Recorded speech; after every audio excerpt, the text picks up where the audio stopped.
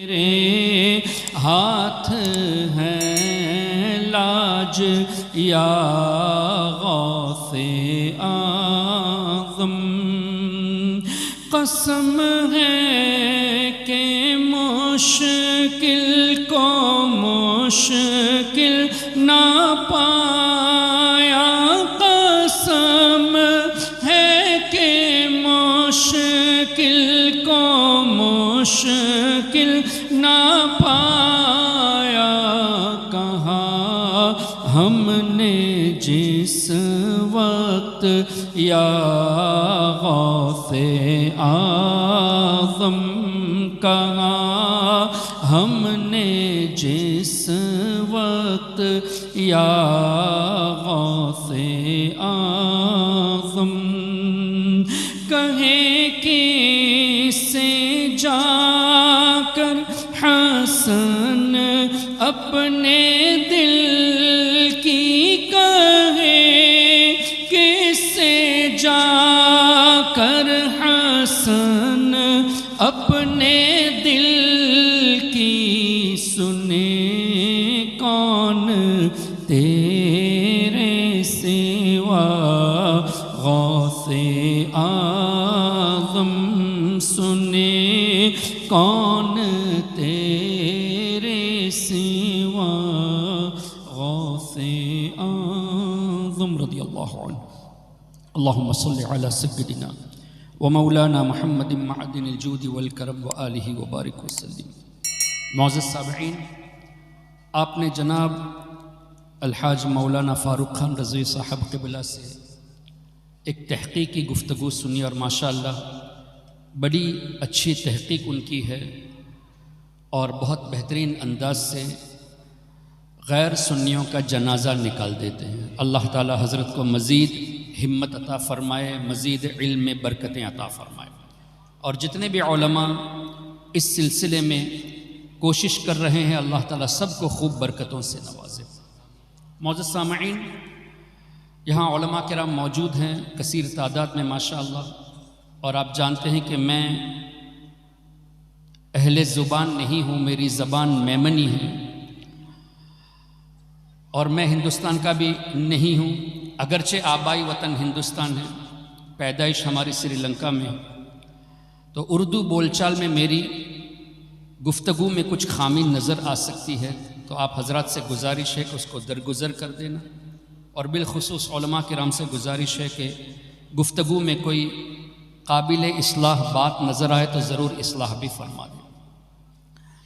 اللہ تبارک و تعالی قرآن کریم میں اپنے حبیب صلی اللہ علیہ وسلم کی شان میں ویسے تو کئی آیتوں کا آیت نازل فرمائی، جیسے انا ارسلناک شاہدا ومبشرا ونذیرا وما ارسلناک الا رحمتا للعالمین وما ارسلناک الا کافۃ للناس بشیرا ونذیرا ما كان محمد ابا احد من رجالكم ولكن رسول الله وخاتم النبيين النبي اولى بالمؤمنين من انفسهم لقد جاءكم رسول من انفسكم عزيز عليه ما عنتم حريص عليكم بالمؤمنين رؤوف رحيم۔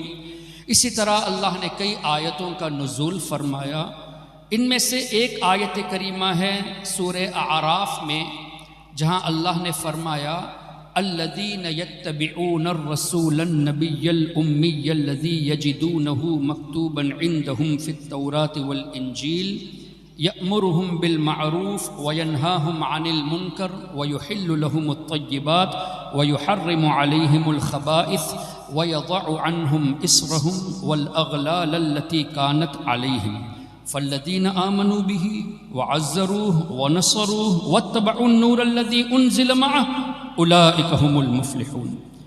اس آیت کریمہ میں اللہ تعالیٰ نے اپنے حبیب صلی اللہ علیہ وسلم کی 9 خوبیاں بیان فرمائی، 9 ایگزالٹڈ ایٹریبیوٹس آف نبی کریم صلی اللہ علیہ وسلم۔ اس میں سے سب سے پہلا جملہ ہے الرسول۔ اللہ فرماتا ہے کہ جو میرے اس رسول کی اتباع کرے۔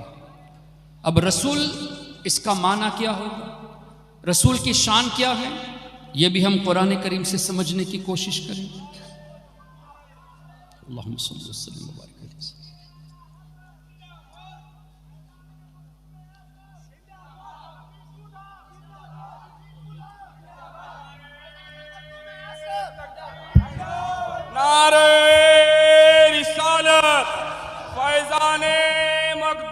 اشرف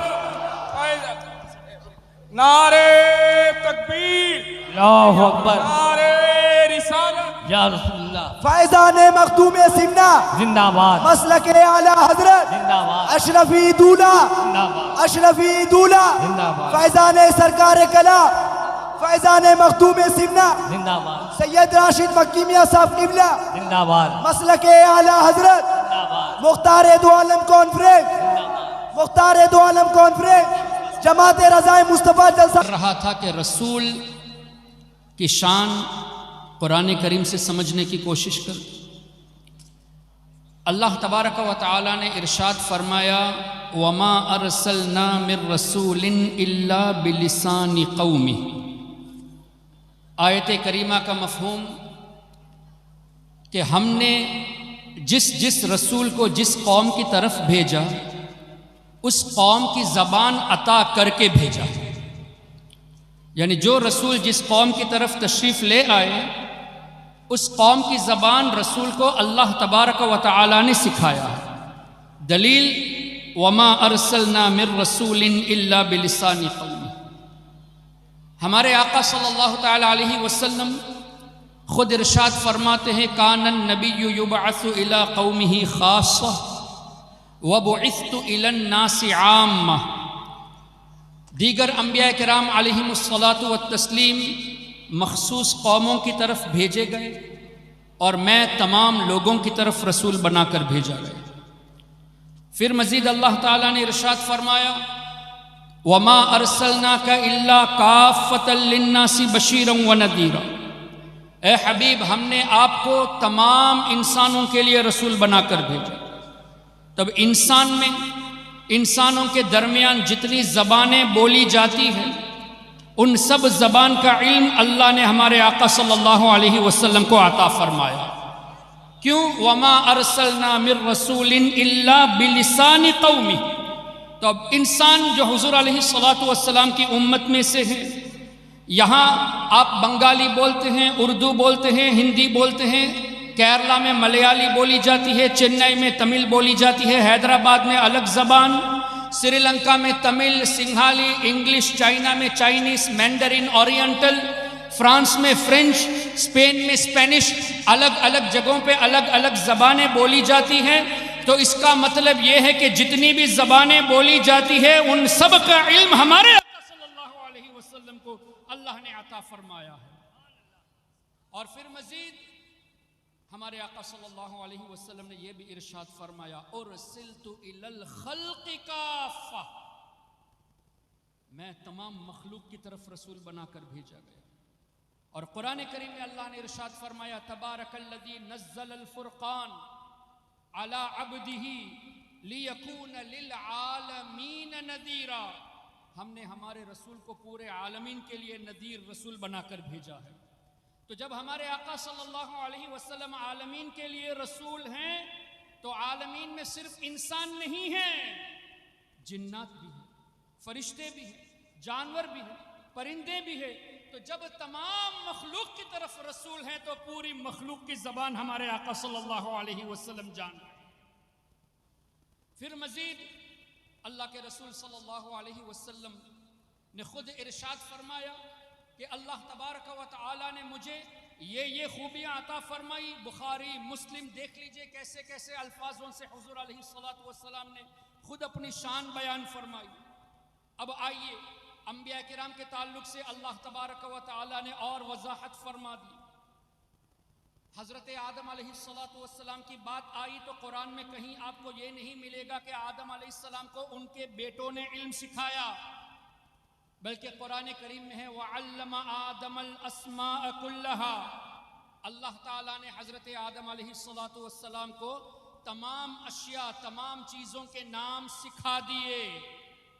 دنیا میں جتنی بھی چیز بننے والی، جو بننے والی اور آگے بننے والی، جو بن چکی، جو بننے والی ہیں، تمام چیزوں کے اسماء مفسرون فرماتے ہیں کہ عربی میں نہیں، عبرانی میں صرف نہیں، بلکہ اللہ تعالیٰ نے جتنی زبانیں بنائی ہیں ان تمام زبانوں میں ان اشیاء کے نام سکھا دیے ہیں.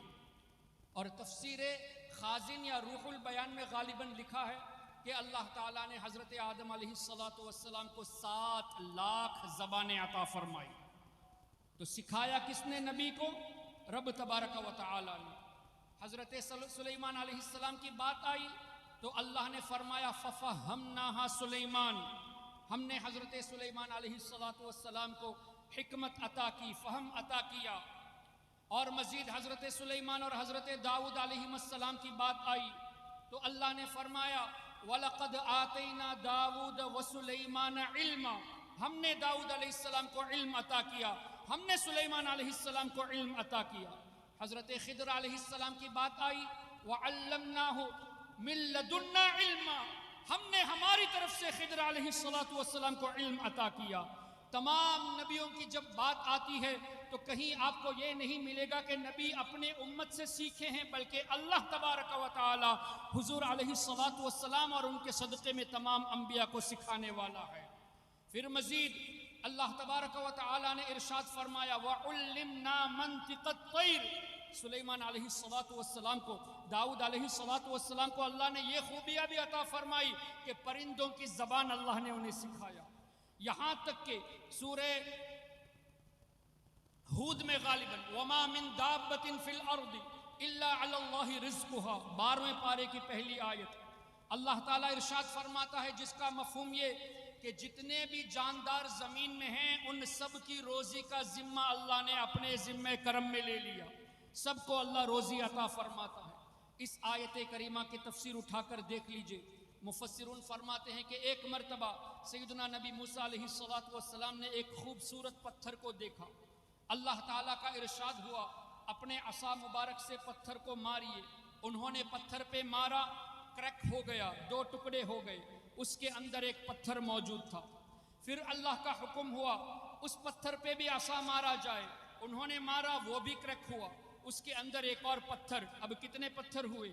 ایک پتھر کے اندر دوسرا پتھر، اس کے اندر تیسرا پتھر، اس کو بھی مارا گیا، وہ بھی کریک ہوا، اس کے اندر ایک کیڑا موجود تھا اور کیڑے کے منہ میں روزی بھی تھی۔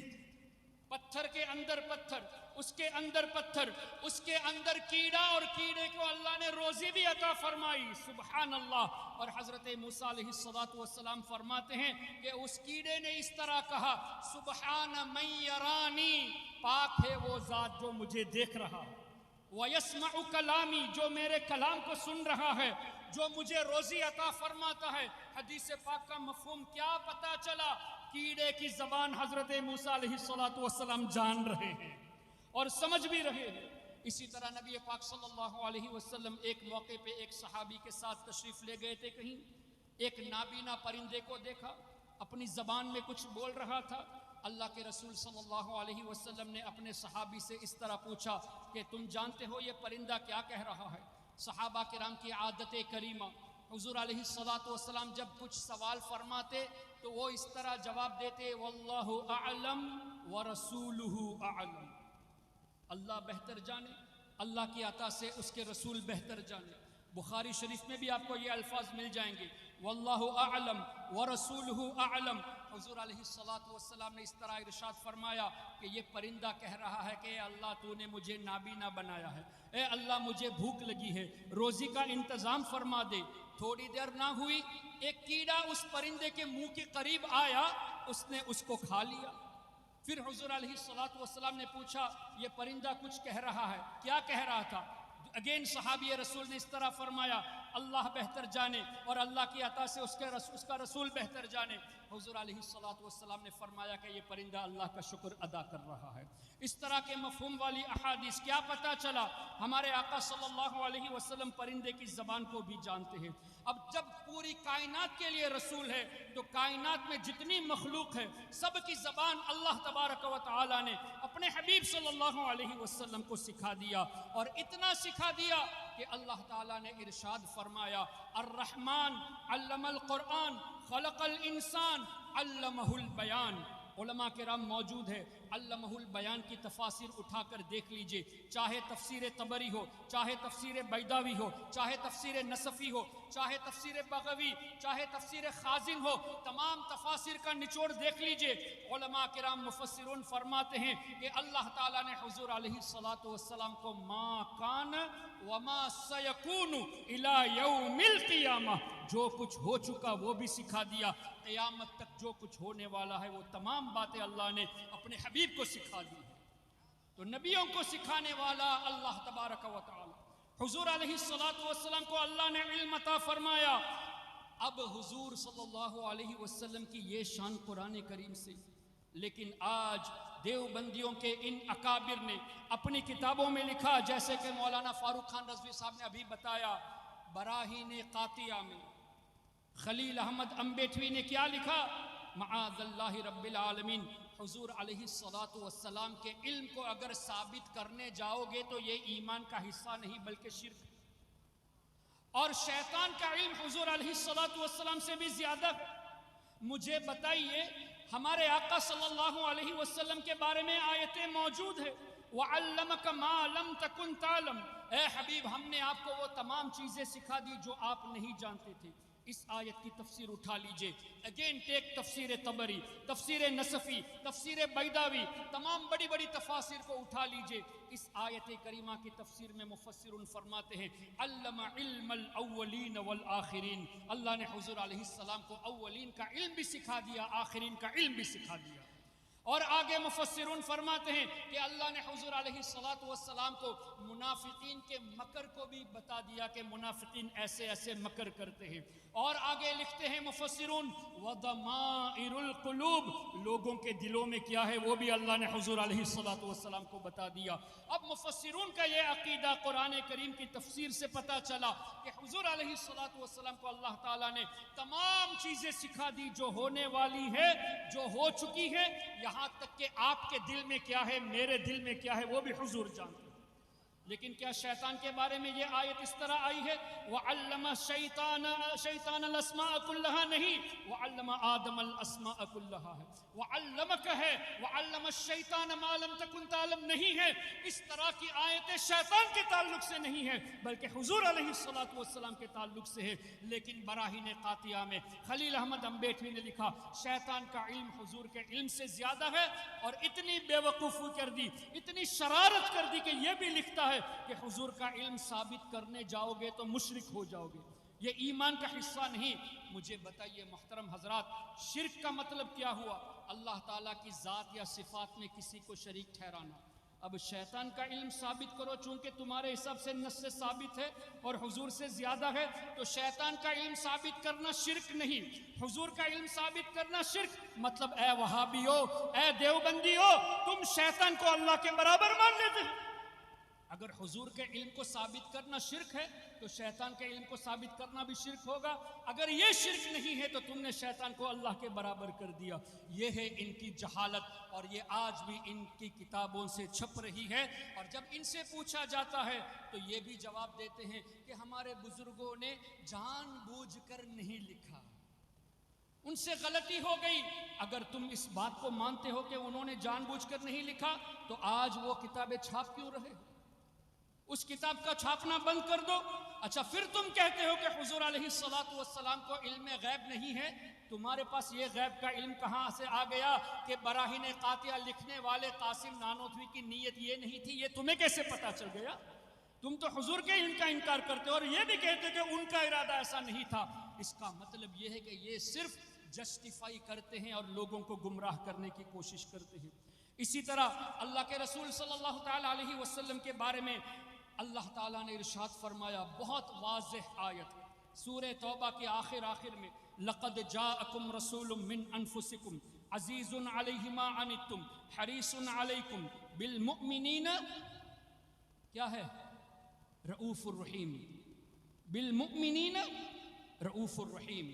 نص قرآن، رب فرماتا ہے مومنین کے لیے میرا رسول رؤوف بھی ہے، رحیم بھی ہے، مومن کے لیے مہربان ہے۔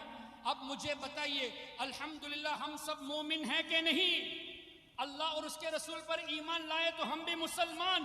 جب ہم مسلمان ہیں تو الحمدللہ آج بھی ہمارے آقا اللہ کی عطا سے ہم پر مہربان ہیں، آج بھی رؤوف ہیں، آج بھی رحیم ہیں. اے دیوبندیو، تم اس بات کو نہیں مانتے، ہم تم سے جھگڑا ہی کیوں کریں؟ قرآن میں اللہ نے بالمؤمنین رؤوف الرحیم فرمایا، مومنین کے لیے مہربان ہے. اگر اپنے کو مومن مانتے ہو تو حضور کو آج بھی رحمت مانو، اور اگر حضور کو آج رؤوف و رحیم نہیں مانتے تو تمہارا پرابلم.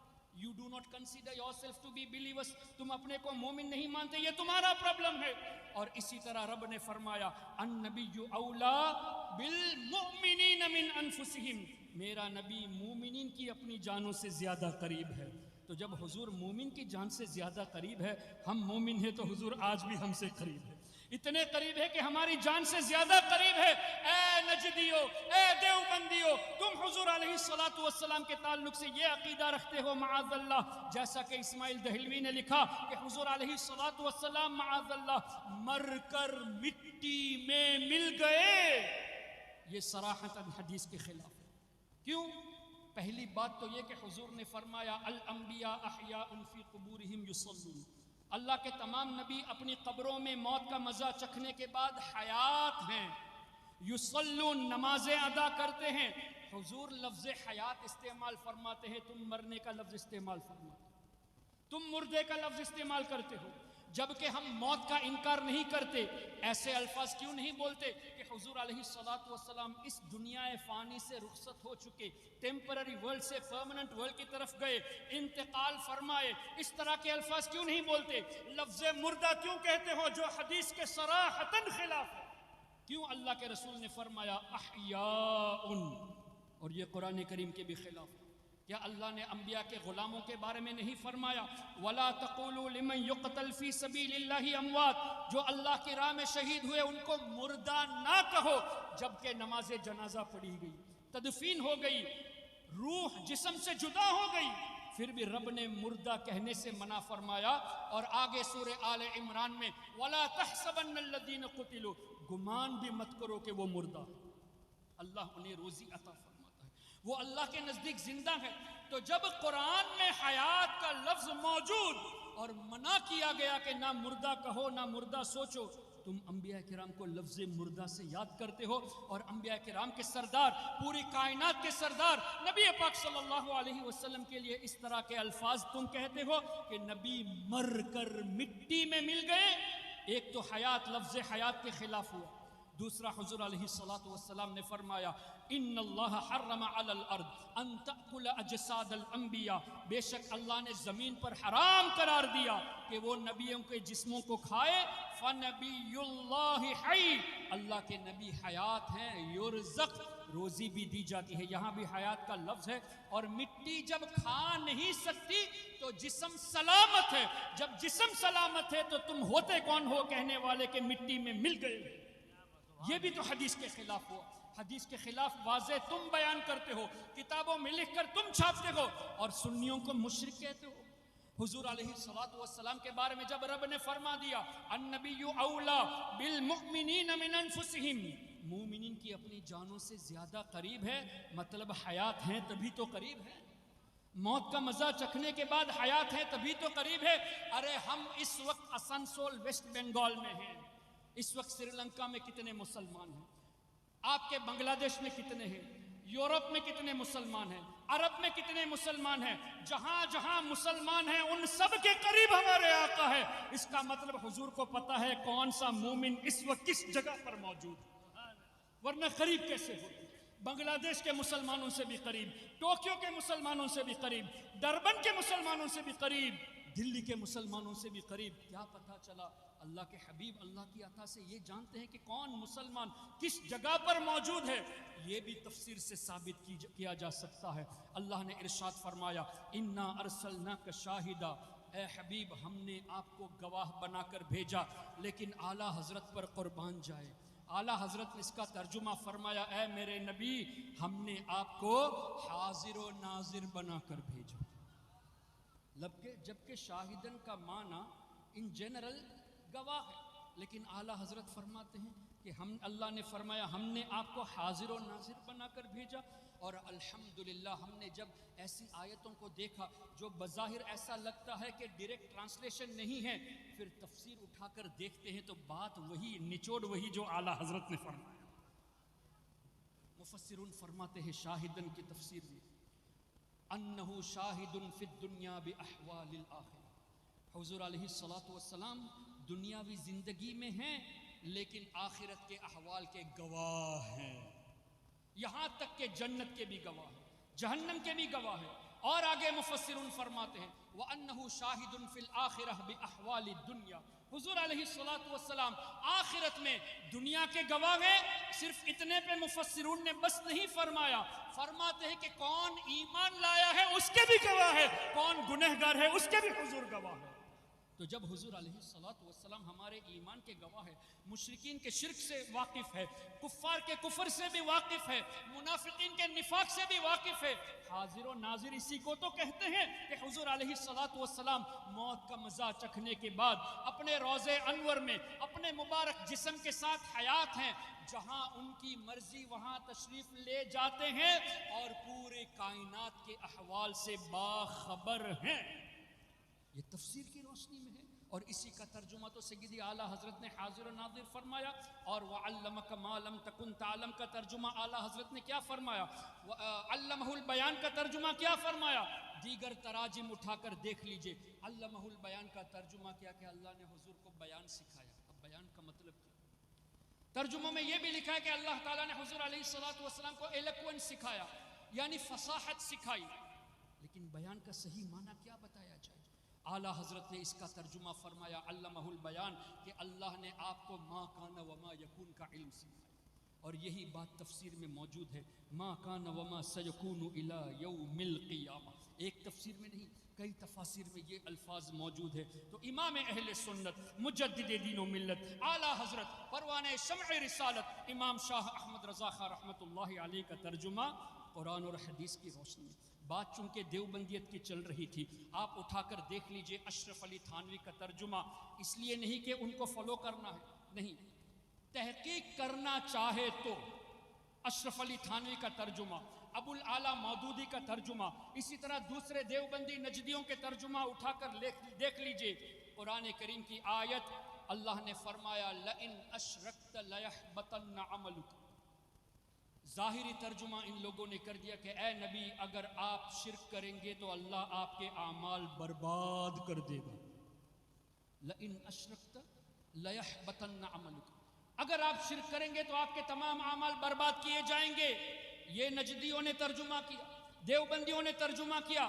لیکن اعلیٰ حضرت امام اہل سنت نے ترجمہ فرمایا اے سننے والے، اے میرے نبی کے ذریعے اس بات کو سننے والے، اے سننے والے، تم اگر شرک کرو گے تو تمہارے اعمال برباد کیے جائیں گے.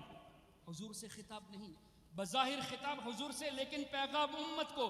اس آیت کی ترجمے میں اعلیٰ حضرت نے یہ جو اے سننے والے فرمایا اپنی طرف سے نہیں، بلکہ مفسرون نے فرمایا ایھا السامع، اے سننے والے کے لفظ یہ تفسیر میں موجود ہے. اور مفسروں نے یہ بھی فرمایا الخطاب للنبی والمراد به امته، خطاب بظاہر حضور سے ہے لیکن مراد امت ہے، یعنی امت کو یہ پیغام دیا جا رہا ہے. حضور تو شرک کر ہی نہیں سکتے، کیوں؟ وہ تو شرک کو مٹانے تشریف لائے. کیا ہمارے آقا صلی اللہ علیہ وسلم نے اس طرح ارشاد نہیں فرمایا بخاری شریف میں انا محمد، میں محمد ہوں جس کی سب سے زیادہ تعریف کی جائے، وَأَنَا أَحْمَدُ، میں احمد جو اللہ کی سب سے زیادہ تعریف کرنے والا ہوں، أَنَا الْمَاحِي الَّذِي يَمْحُ اللَّهُ بِيَ الْكُفْرِ، میں مٹانے والا ہوں، اللہ میرے ذریعے کفر کو مٹاتا ہے. تو جب حضور کے ذریعے کفر مٹ جاتا ہے کیا حضور شرک کر سکتے ہیں؟ اللہ اکبر. تو ان دیوبندیوں نے ایسی شرارتیں کی. ایک اور شرارت ان دیوبندیوں نے کی ہے. قرآن کریم میں سورہ بقرہ میں غالباً 121 نمبر آیت اور 140 یا 42 میں بھی دو جگہ پہ اس طرح کے الفاظ وَلَئِنِ اتَّبَعْتَ أَهْوَاءَهُم مِّن بَعْدِ مَا جَاءَكَ مِنَ الْعِلْمِ مَا لَكَ مِنَ اللَّهِ مِن وَلِيٍّ وَلَا نَصِيرٍ، جس کا مفہوم یہ کہ اے نبی جو یہ ترجمہ کرتے اگر آپ یہودیوں کی اور نصرانیوں کی پیروی کریں گے تو اللہ آپ کی مدد نہیں فرمائے گا. اے نبی اگر آپ یہودی اور نصرانی کی پیروی کرو گے اللہ آپ کی مدد نہیں کرے گا۔ اس آیت کی تفسیر اٹھا کر دیکھ لیجئے، یہاں بھی مفسرون نے یہی فرمایا الخطاب للنبی والمراد به امتہ، یہ حضور کے ذریعے امت کو پیغام دیا جا رہا ہے کہ اے میری امت کے لوگوں، تم اگر ان کی پیروی کرو گے تو اللہ کی مدد نہیں ملے گی۔ حضور پر تو اللہ کی مدد ہے ہی، واللہ یعصمک من الناس، اللہ نے خود فرمایا کہ ہم آپ کی حفاظت کریں گے لوگوں سے۔ تو حضور علیہ الصلوۃ والسلام کیسے یہودیوں کی اور نصرانیوں کی پیروی کر سکتے ہیں؟ اعلیٰ حضرت نے اس آیت کے ترجمے میں انہی مفسرون کے اقوال کو پیش نظر رکھتے ہوئے فرمایا اے سننے والے، اگر تم یہودی اور نصرانیوں کی پیروی کرو گے تو اللہ تعالیٰ تمہارا حامی نہیں ہوگا، تمہیں مدد نہیں ملے گی۔ اس طرح ان نجدیوں نے، ان دیوبندیوں نے ہمارے آقا صلی اللہ علیہ وسلم کے تعلق سے ایسی باتیں کر دی، اللہ اکبر، جو صراحتاً قرآن کریم کے بھی خلاف ہے اور احادیث طیبہ کے بھی خلاف ہے۔ اسی طرح تقویت الایمان اٹھا کر دیکھ لیجئے، اسماعیل دہلوی نے کہا کہ جو یہ عقیدہ رکھے کہ اللہ تعالیٰ نے حضور علیہ السلام کو اختیار دیا ہے وہ بدتر ہے، وہ کافر ہے، اس طرح کے الفاظ لکھے گئے ہیں۔ اور ابن عبد الوہاب نجدی نے کتاب التوحید میں لکھا کہ اگر کوئی یہ عقیدہ رکھے کہ حضور کو اللہ تعالیٰ کی عطا سے اختیار دیا گیا تو وہ ابو جہل سے بدتر کافر ہے یا ابو جہل کی طرح کافر ہے۔ اب مجھے بتائیے، اللہ نے قرآن کریم میں ارشاد فرمایا، جو آیت کریمہ میں نے پڑھی اس کا اگلا حصہ وَيُحِلُّ لَهُمُ الطَّيِّبَاتِ وَيُحَرِّمُ عَلَيْهِمُ الْخَبَائِثِ، اللہ نے فرمایا میرے حبیب کی یہ شان کہ پاک چیزوں کو حلال کرتے ہیں، ناپاک چیزوں کو حرام کرتے ہیں۔ تو حضور کو اللہ نے اختیار دیا نہیں تب۔ پھر نبی پاک صلی اللہ تعالیٰ علیہ وسلم نے کتنی احادیث شاہد ہے اس بات پر کہ مردوں کے لیے تو سونا حرام ہے، لیکن حضرت سراقہ رضی اللہ عنہ کے تعلق سے حضور ہی نے بشارت دی کہ کیسر و کسریٰ کے کنگن آپ کے ہاتھ میں دیکھ رہا ہوں۔ جب کیسر و کسریٰ حضرت فاروق اعظم کے زمانے میں فتح ہوا، مسلمانوں نے فتح حاصل کی، تو کیا ہوا؟ ایک تو یہ کہ فاروق اعظم کے دور میں جو واقعہ ہونے والا ہے ایڈوانس میں حضور علیہ السلام اس کی خبر دے رہے ہیں کہ اے سراقہ تمہارے ہاتھ میں کیسر و کسریٰ کے کنگن دیکھ رہا ہوں۔ واقعات میں آتا ہے کہ ایک مرتبہ حضرت سراقہ رضی اللہ تعالیٰ عنہ بیمار ہوئے، ان کے گھر والے سمجھے کہ اس بیماری میں شاید یہ انتقال کر جائے۔ حضرت سراقہ رضی اللہ عنہ نے اس طرح فرمایا کیا سمجھتے ہو کہ مجھے موت آ جائے گی؟ ہرگز موت نہیں آئے گی، کیونکہ میرے آقا نے فرمایا کہ میرے ہاتھ میں کیسر و کسریٰ کے کنگن دیکھے ہیں تو جب تک وہ ہاتھ میں نہیں پہنوں گا تب تک موت مجھے نہیں آئے گی۔ یہ تھا عقیدہ صحابہ کرام رضوان اللہ علیہم اجمعین کا۔ پھر فاروق اعظم کے دور میں یہ پریکٹیکلی بھی ثابت ہو گیا تھا۔ اسی طرح قرآن کریم میں اللہ تعالیٰ نے واضح ارشاد فرما دیا کسی چیز کی گواہی میں 2 مرد یا 1 مرد اور 2 عورتیں، لیکن نبی پاک صلی اللہ علیہ وسلم نے کیا حضرت خزیمہ رضی اللہ تعالیٰ عنہ کی ایک گواہی 2 مردوں کے برابر نہیں فرما دی؟ یہ اختیار نہیں تو کیا ہے؟ یہ تو احادیث سے ثابت ہے، قرآن سے ثابت ہے۔ اس کے باوجود بھی ابن عبد الوہاب نجدی نے لکھا کہ اگر کوئی یہ عقیدہ رکھے کہ اللہ کی عطا سے حضور علیہ السلام اختیار رکھتے ہیں تو ابو جہل جیسا کافر ہے، معاذ اللہ رب العالمین۔ قرآن اور حدیث کا دعویٰ کرنے والے قرآن اور حدیث کے خلاف آپ کے نوجوانوں کے ذہنوں میں باتیں ڈال کر آپ کے نوجوانوں کے عقائد کو خراب کرتے ہیں، گمراہیت کی طرف لے جاتے ہیں اور رفتہ رفتہ کفر کی طرف لے جاتے ہیں۔ اسی طرح جب اللہ نے ارشاد فرما دیا انا ارسلنا شاہدہ، کیا اللہ تعالیٰ اپنے اس وعدے میں سچا نہیں ہے کہ اے حبیب ہم نے آپ کو شاہد بنا کر بھیجا؟ جب اللہ نے فرما دیا اے حبیب ہم نے آپ کو عالمین کے لیے رحمت بنا کر بھیجا تو کیا اللہ تعالیٰ سچ نہیں بولتا؟ اللہ نے فرما دیا اے حبیب صلی اللہ علیہ وسلم ہم نے آپ کو یہ خوبی عطا کی، یہ خوبی عطا کی، انا اعطیناک الکوثر ورفعنا لک ذکرک ولسوف یعطیک ربک فترضی۔ یہ سب بشارتیں جو اللہ نے دی، حضور کی شان جو بیان فرمائی، کیا یہ سچ نہیں ہے؟ لیکن کیا ہے، دیوبندیوں نے اپنی کتاب میں جیسے فتاوی رشیدیہ میں رشید احمد گنگوہی نے کہا کہ اللہ تعالیٰ یہ صرف نہیں کہ جھوٹ بولنے پر قادر بلکہ وعدہ خلافی پر بھی اللہ تعالیٰ قدرت رکھتا ہے، وعدے خلف وعید پر بھی اللہ تعالیٰ قادر ہے، یعنی وعدے کے خلاف بھی اللہ تعالیٰ کر سکتا ہے۔ جب اس پر ہنگامہ ہوا تو خلیل احمد امبیٹوی نے براہین قاطعہ میں اس کو جسٹیفائی کر کے جھوٹ بولا۔ کیا جھوٹ بولا؟ کہ یہ کذب کا جو مسئلہ ہے، اللہ تعالیٰ کے تعلق سے جھوٹ بولنے کا مسئلہ ہے، یہ کوئی جدید نیا مسئلہ نہیں ہے۔ اکابر علماء میں اس پر اختلاف تھا، متقدمین میں اختلاف تھا، لیکن کسی ایک متقدمین میں سے کسی کا نام پیش نہیں کیا۔ ہم جب کہتے ہیں کہ ہمارے بزرگوں نے لکھا ہے تو ڈنکے کی چوٹ پر کہتے ہیں کہ شیخ محقق شاہ عبدالحق محدث دہلوی نے مدارج النبوت میں لکھا، امام جلال الدین سیوطی شافعی نے الجامع الصغیر میں لکھا ہے، امام تقی الدین سبکی نے شفاء السقام میں لکھا ہے۔ ہم ریفرنس کے ساتھ بولتے ہیں کہ ہمارے بزرگوں نے ایسی باتیں کہی ہیں، اور تم کہتے ہو کہ بزرگوں میں اختلاف تھا۔ کسی ایک عالم کا نام تو بتا دو۔ کیا امام اعظم نے یہ کہا کہ اللہ تعالیٰ جھوٹ بولنے پر قادر ہے کہ تم کہتے ہو کہ بزرگوں میں اس پر اختلاف تھا؟ کیا امام شافعی نے یہ کہا؟ کیا امام مالک نے کہا؟ کیا امام احمد نے کہا؟ کیا غوث اعظم سرکار بغداد نے کہا؟ کیا خواجہ خواجگاہ نے؟ کیا حضرت مخدوم سمنہ نے کہا؟ کسی بزرگ نے نہیں کہا۔ تو اس کا مطلب کیا ہوا؟ جھوٹ بول کر عوام کو دھوکہ دیتے ہیں۔ اور ان کی ایک اور مکاری، چونکہ حضرت قبلہ موجود ہے میں زیادہ وقت لینا نہیں چاہتا، ان کی ایک اور مکاری آج آپ کے سامنے نہیں ہے تو کل آئے گی۔ اگر ہے تو اور ذہن کو مضبوط بنا لے، نہیں تو ابھی سے تیار ہو جائے۔ جو عربی جاننے والے علماء ہیں جن کو دیوبندیوں کی حقیقت نہیں معلوم، ان علماء کے سامنے خلیل احمد امبیٹوی نے اشرف علی تھانوی کے مرنے کے بعد، قاسم نانوتوی کے مرنے کے بعد، رشید احمد گنگوہی کے مرنے کے بعد یہ خلیل احمد امبیٹوی حرمین شریفین پہنچا، اور وہ دور تھا کہ ان چاروں پر جو کفر کا فتویٰ دیا گیا تھا اکابرین دیوبند پر، جن علماء نے کفر کا فتویٰ دیا تھا ان تمام علماء دنیا سے پردہ کر چکے تھے۔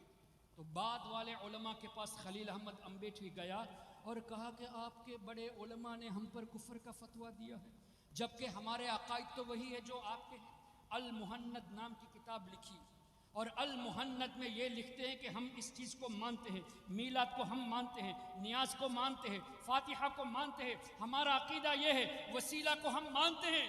تو بعد والے علماء نے اب یہ کہا کہ اگر تمہارے عقائد یہ ہیں تو کفر کا فتویٰ پھر نہیں ہے۔ اب عرب علماء کے سامنے ان لوگوں نے مکاری کی، وہاں یہ کتابیں دکھائی، ہندوستان، پاکستان، بنگلہ دیش میں ابھی بھی وہ پرانی کتابیں چھاپ بھی رہی ہیں۔ یہ منافقت نہیں تو اور کیا ہے؟ یہاں آپ کے یہاں دیوبندیوں کی مسجد قریب میں ہے، یہاں دیوبندی رہتے ہیں، کان کھول کر سن لے اے دیوبندیوں، ایسی منافقت کو چھوڑ دو۔ کسی کے سامنے اپنے دفاع کے لیے محنت پیش کرتے ہو اور یہاں کے لوگوں کو گمراہ کرنے کے لیے براہین قاطعہ، حفظ الایمان، فتاوی رشیدیہ اور دیگر کتابیں چھاپ کر لوگوں کو گمراہ کرتے ہو۔ یہ دیوبندیوں کی منافقت اتنی خطرناک ہے کہ میں تو کہتا ہوں غیر مقلد اہل حدیث وہابی اگرچہ بدترین لوگ ہیں، قرآن کریم کی وہ آیتیں جو مشرکین کے تعلق سے نازل ہوئی، ان آیتوں کو اللہ کے نیک بندوں پر فٹ کیا، اور حضرت عبداللہ ابن عمر رضی اللہ عنہما کا فرمانا بخاری شریف میں موجود خوارج کے باب میں کہ یہ بدترین مخلوق ہے خارجی، ورسٹ کریشن ہے۔ کیوں؟ جو آیتیں مشرکین کے تعلق سے نازل ہوئی ان آیتوں کو نیک بندوں پر فٹ کیا۔ آج کا وہابی بھی یہی کرتا ہے، تو یہ بھی آج کے دور کے خارجی ہوئے اور بدترین مخلوق ہوئے، لیکن ان کی ایک عادت ہے، جو اکیلے میں کہتے ہیں وہی مجمع میں کہتے ہیں۔ لیکن دیوبندیوں کے اندر یہ منافقت ہے کہ وہ اپنی گیدرنگ میں تو کہہ دیں گے کہ یہ شرک ہے، یہ بدعت ہے، یہ غلط ہے، وہ غلط ہے۔ جب آپ میں سے کوئی ان سے سوال کرنے جائے گا، ہم نے کب یہ سب کہا؟ ہم تو اتحاد چاہتے ہیں، دیکھو ہماری کتاب المحند موجود ہے، ہم نے تو اس میں وہی عقیدہ لکھا ہے جس کو آپ مانتے ہو، اور ان کتابوں کی عبارتوں کو جسٹیفائی کرتے ہیں، اور یہاں تک کیا کہ نئی ایڈیشن میں ایڈیٹنگ بھی کر دی ہے، الفاظ کو چینج بھی کر دیا ہے۔ اس کا مطلب کیا ہوا؟ تم مانتے ہو تمہارے بزرگوں نے غلطی کی تبھی تو چینج کر رہے ہو، ورنہ الفاظ میں تبدیلی کی ضرورت کیا تھی؟ تو یہ ان کی منافقت ہے۔ اپنی اولاد کو ان منافق صفت لوگوں سے بچائیے، اور آج سے عقائد اہل سنت اپنے بچوں کو سکھائیں۔ یہ مت سوچنا کہ ابھی ہمارے بچے چھوٹے ہیں، جب بڑے ہو جائیں گے تو سیکھ جائیں گے، نہیں۔ حضور علیہ الصلوۃ والسلام نے ارشاد فرمایا، ادبوا اولادکم، اپنی اولاد کو تعلیم دو، سکھاؤ کیا؟ 3 خصلتیں۔ اس میں پہلی بات جو فرمائی، حب نبیکم، اپنے نبی کی محبت اولاد کو سکھاؤ۔ پھر فرمایا اہل بیت کی محبت، اور بعد میں فرمایا وَتِلَاوَتِ الْقُرْآنِ قرآن کریم کی تلاوت، جبکہ قرآن میں ہر شے کا ذکر ہے. وَلَا رَطْبٍ وَلَا يَابِسٍ إِلَّا فِي كِتَابٍ مُبِينٍ وَلَا أَصْغَرَ مِنْ ذَلِكَ وَلَا أَكْبَرَ إِلَّا فِي كِتَابٍ مُبِينٍ وَنَزَّلْنَا عَلَيْكَ الْكِتَابَ تِبْيَانًا لِكُلِّ شَيْءٍ. ہر چیز کا واضح بیان قرآن میں ہے، چھوٹی بڑی چیز کا ذکر قرآن میں ہے، خشک و تر چیز کا ذکر قرآن میں ہے. اس کے بعد بھی حضور فرماتے کہ پہلے نبی کی محبت سکھاؤ، پھر اہل بیت کی محبت کا تذکرہ، اس کے بعد تلاوت قرآن. کیا پتہ چلا حضور کی محبت میں، اہل بیت کی محبت میں، صحابہ کی محبت میں قرآن پڑھو گے تو ہدایت پر رہو گے، اور حضور کے بغض میں، اہل بیت و صحابہ کے بغض میں قرآن پڑھو گے تو ہدایت ملنے والی نہیں. یہ بھی قرآن کا ہی فیصلہ ہے نا، یضل بہ کثیرا ویہدی بہ کثیرا.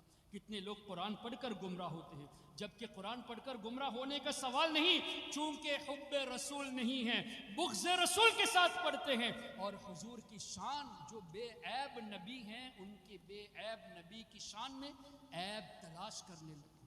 کیا کسی یہودی کو دیکھا کہ تورات کا تذکرہ کرتے ہوئے یہ کہا ہو کہ ہمارے موسیٰ علیہ السلام کی خامی ہم تورات میں ڈھونڈ رہے ہیں؟ کیا کبھی کسی نصرانی کو دیکھا ہے کہ انجیل کے تعلق سے یہ کہے کہ عیسیٰ علیہ السلام کی خامیاں ہم انجیل میں دیکھ رہے ہیں؟ لیکن آج کا کلمہ پڑھنے والا قرآن کھولتا ہے تو یہ دیکھتا ہے کہ کہاں حضور کی بے ادبی کی، کہاں حضور کو اللہ نے ڈانٹا معاذ اللہ، جبکہ اللہ نے کہیں بھی ڈانٹا نہیں ہے. آیتوں کو مسکوٹ کرتے ہیں. یہ کھول کے دیکھتے ہیں کہ کہا اللہ نے یہ فرمایا کہ حضور کو یہ خبر نہیں، وہ خبر نہیں. اللہ اکبر. کیا یہ کلمہ پڑھنے والے کی شان ہو سکتی ہے؟ نبی کا کلمہ پڑھ کر بے عیب نبی کی شان میں بے ادبی کے الفاظ استعمال کرنا اور عیب ڈھونڈنا. اللہ اکبر. نبی پاک صلی اللہ علیہ وسلم کی شان تو ایسی کہ عیب تو دور، اللہ نے جو اوصاف عطا فرمائے وہ ختم ہونے کے عیب سے بھی پاک ہے. تبھی تو اعلیٰ حضرت نے فرمایا سرور کہوں کہ مالک و مولا کہوں تجھے، باغ خلیل کا گل زیبا کہوں تجھے، تیرے تو وصف یا رسول اللہ آپ کے جو اوصاف ہے عیب تناہی سے ہیں بری، ختم ہونے کے عیب سے بھی پاک ہے. یہ ہمارے آقا کی شان ہے. کیوں؟ وَرَفَعْنَا لَكَ ذِكْرَكَ وَلَلْآخِرَةُ خَيْرٌ لَكَ مِنَ الْأُولَى. ہر آنے والی گھڑی پچھلی گھڑی سے بہتر. تو اب حضور کا درجہ اور بلند ہو گیا، اب اور بلند ہو گیا. ہر گھڑی بلند ہوتا رہتا ہے تو عیب ختم ہونے کے عیب سے پاک ہوئے. تو اعلیٰ حضرت نتیجے میں فرماتے ہیں تیرے تو وصف عیب تناہی سے ہیں بری، حیراں ہوں میرے شاہ میں کیا کیا کہوں تجھے، لیکن رضا نے ختم سخن اس پہ کر دیا، خالق کا بندہ خلق کا آقا کہوں تجھے. اس کو اور آسان لفظوں میں اعلیٰ حضرت کے بڑے صاحبزادے حجت الاسلام مولانا حامد رضا خان رحمۃ اللہ علیہ نے یوں فرمایا محمد مصطفیٰ نور خدا نام خدا تم ہو، شہ خیر الورا شان خدا صلی علی تم ہو، حبیب کبریا تم ہو، امام الانبیاء تم ہو، محمد مصطفیٰ تم ہو، محمد مجتبیٰ تم ہو، غریبوں درد مندوں کی دوا تم ہو، دعا تم ہو، فقیروں بے نواؤں کی صدا تم ہو، ندا تم ہو، ہمارے ملجا و ماوا ہمارا آسرا تم ہو، سہارا بے سہاروں کا شہ ہر دوسرا تم ہو، غریبوں کی مدد بے بس کا بس روحی فدا تم ہو. اور یا رسول اللہ حسینوں میں تم ہی تم ہو، نبیوں میں تم ہی تم ہو، کہ محبوب خدا تم ہو، نبی الانبیاء تم ہو. اتنی تعریف کرنے کے بعد فرماتے ہیں مولانا حامد رضا رحمۃ اللہ علیہ کہ یا رسول اللہ ہم آپ کو خدا تو نہیں کہہ سکتے اور نہ ہی خدا سے جدا کہہ سکتے. فرماتے ہیں خدا کہتے نہیں بنتی، جدا کہتے نہیں بنتی. تو کیا کہا جائے؟ خدا کہتے نہیں بنتی، جدا کہتے نہیں بنتی. ارے خدا پر اس کو چھوڑا ہے، وہی جانے کہ کیا تم ہو. اللہ کے سوا آپ کو کوئی جان ہی نہیں سکتا یا رسول اللہ صلی اللہ علیہ وسلم. یا رسول اللہ زندہ باد زندہ باد.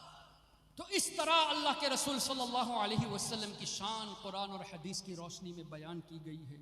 اور ہمارا مقصد بھی یہی ہے کہ نبی پاک صلی اللہ علیہ وسلم کے تعلق سے جو قرآن اور حدیث کو اپنی طرف سے تراجم پیش کر کے مسکوٹ کر کے جو آپ کے ایمان کو لوٹتے ہیں ان سے بچانے کی کوشش ہمارے اکابرین کی ہے اور ہمارے علماء ہمارے مفکرین کی ہے.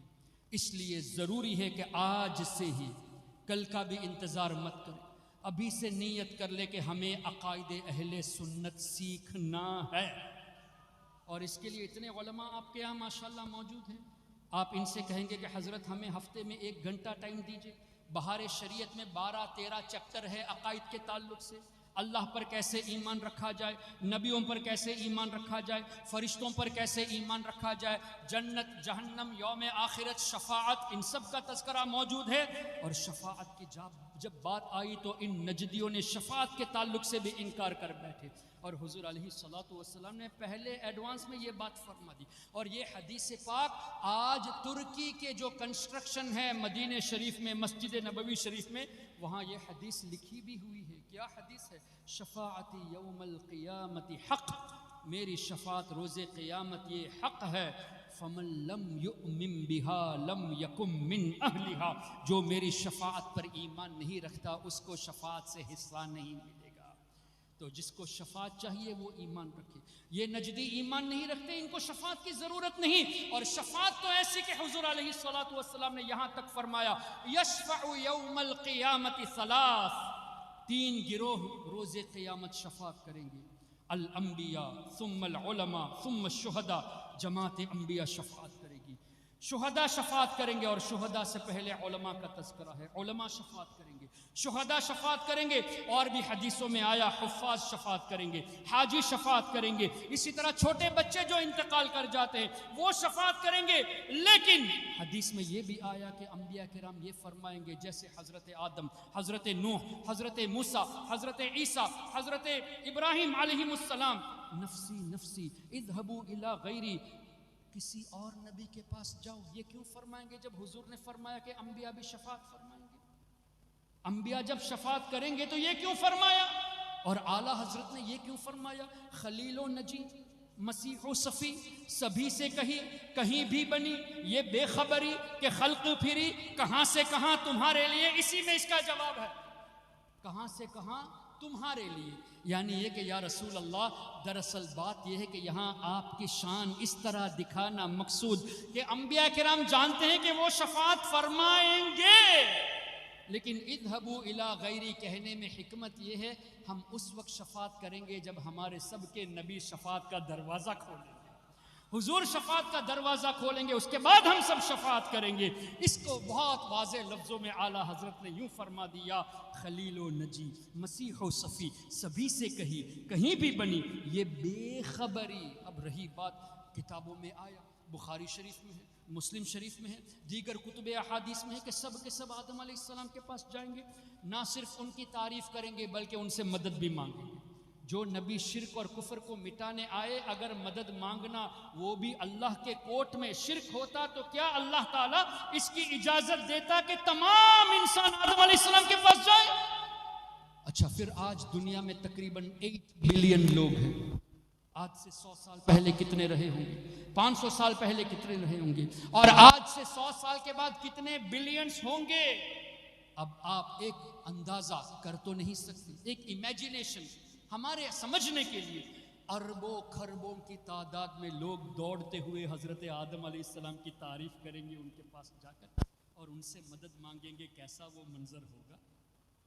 پھر ان اربوں کھربوں لوگوں کو آدم علیہ السلام فرمائیں گے کہ تم دوسرے نبی حضرت نوح علیہ السلام کے پاس جاؤ. ایک نبی دوسرے نبی کی طرف بھیج رہے ہیں تو تمام اربوں لوگ دوڑتے ہوئے حضرت نوح علیہ السلام کے پاس جائیں گے, تعریف بھی کریں گے, مدد بھی حاصل کریں گے.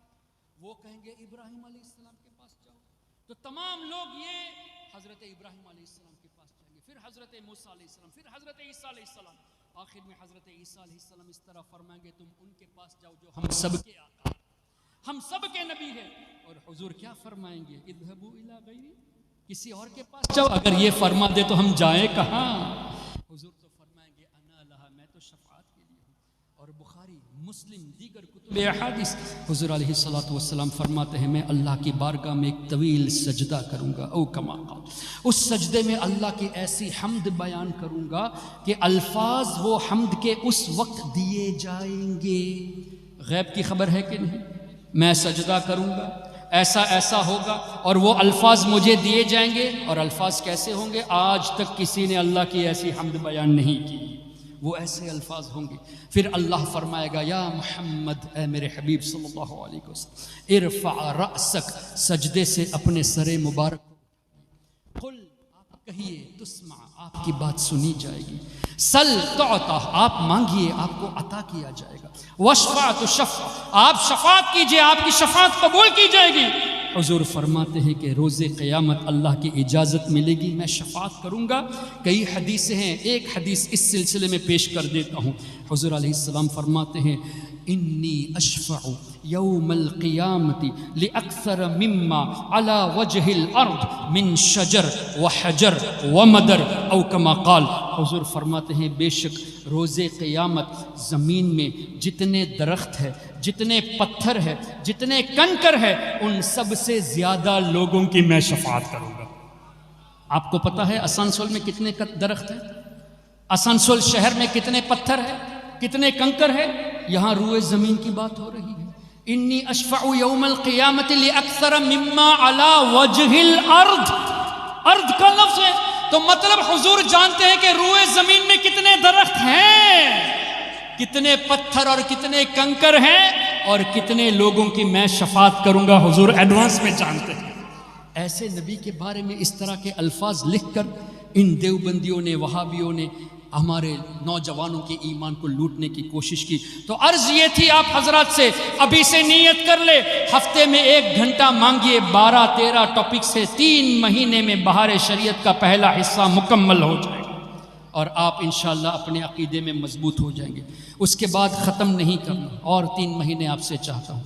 اس 3 مہینے میں چلو ہفتے میں 1 گھنٹہ صحیح، جاء الحق مفتی احمد یار خان نعیم رحمۃ اللہ علیہ کی کتاب، اسی طرح دیگر کتب عقائد، اس کو آپ جدید اعتراض کے ساتھ پڑھیے، جوابات قرآن اور حدیث کی روشنی میں سیکھیے۔ انشاءاللہ مزید 3 مہینے میں یعنی ٹوٹل 6 مہینے میں ایمان ایسا مضبوط ہو جائے گا جیسے استاد زمن مولانا حسن رضا خان رحمۃ اللہ علیہ نے فرمایا کہ یا رسول اللہ صلی اللہ علیہ وسلم یہ ایمان تو آپ کا دیا ہوا تحفہ ہے، اور کیا دشمن اس ایمان کو لوٹ سکتا ہے؟ ایمان کو ایسا مضبوط بنانا چاہیے۔ استاد زمن فرماتے ہیں مجھ سے کیا لے سکے عدو ایمان، مجھ سے کیا لے سکے عدو ایمان، یا رسول اللہ وہ بھی دیا ہوا تیرا، آپ کا دیا ہوا ایمان دشمن مجھ سے لوٹ سکے؟